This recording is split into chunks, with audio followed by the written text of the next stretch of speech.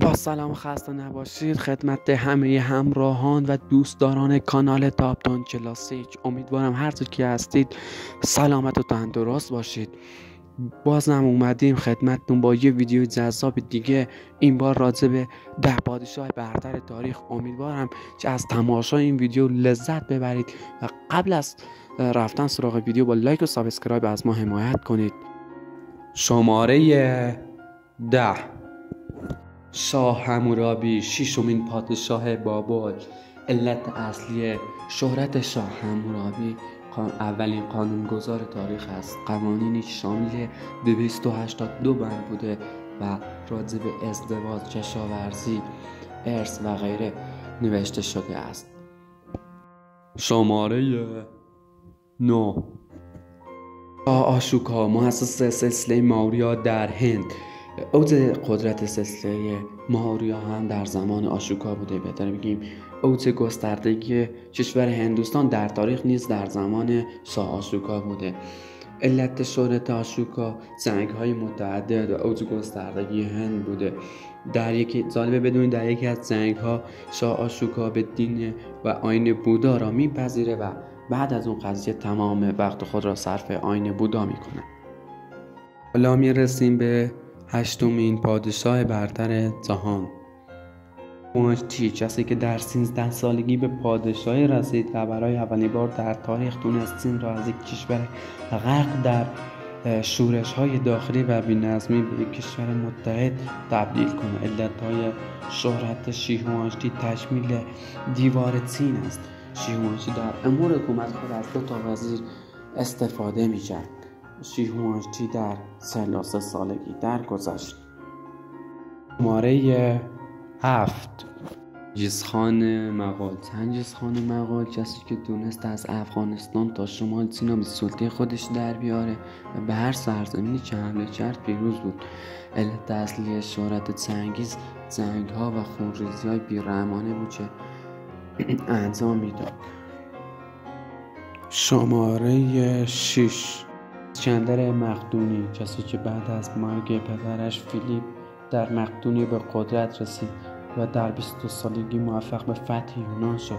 اسکندر با حمله به حکومت خامنشینا و شکست آنها تونست قلمرو خودش را از مقدونیه تا شمال هند گسترده کنه.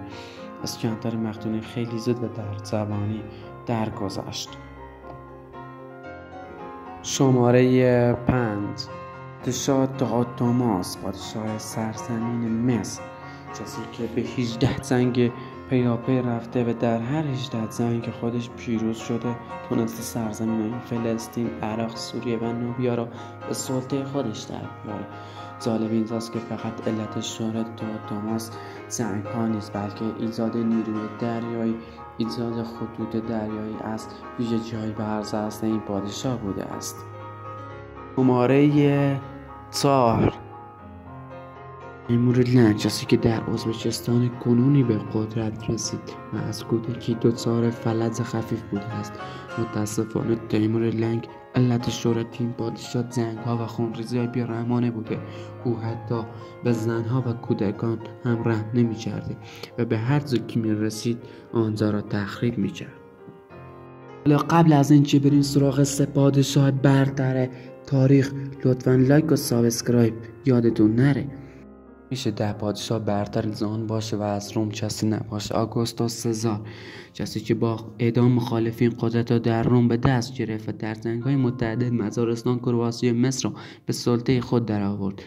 آگوستوس کسی بود که از ریخت و پاش‌های شخصی جلوگیری کرد و با ایجاد سیرچه‌ها، جشن‌های گوناگون سعی کرد مردم را خوشنود و شاد کند. شماره 2: دومین پادشاه برتر تاریخ، پیتر کبیر یا پیتر اول، کسی که در زمان یا دوره استعمار متوجه عقب ماندگی روسیه از کشورهای استعماری چون فرانسه و انگلیس شد. او با استخدام نیروهایی از اروپا توانست با ایجاد دولت و سیستم نظامی جدید این عقب ماندگی را جبران کند و روسیه را به یک کشور استعمارگر تبدیل کند. او همچنین از سمت‌های جنوب و شرق قلمرو خود را گسترده کرد. یا قبل از اینکه بریم سراغ برترین پادشاه تاریخ، شما در کامنت ها بگید کدوم پادشاه داشت میون این لیست ما خالی بوده است. شاهان جهان کسی نیست جز کوروش بزرگ. کوروش کسی که با متحد کردن قوم‌های ماد و پارس اولین امپراتور ایران شد. کوروش بارها برای دفاع از سرزمین وطن به سرزمین‌های مجاور حمله کرد و سرزمین خود را گسترده کرد. کوروش اولین پادشاهی که منشور خوف‌بشر را نوشت. علت شهرت و محبوبیت کوروش فقط جنگ‌ها و فتح صلح‌آمیز بابل نبوده، احترام به عقاید، آیین و باورهای مردم سرزمینی بوده که تحت سلطه کوروش بوده. به همین دلیل نام کوروش در کتاب‌های متحده به نیکی یاد می‌شود. حالا این کلیپ هم تموم شد. لطفاً با لایک و سابسکرایب از ما حمایت کنید. امیدوارم هر جا که هستید موفق و پیروز باشید.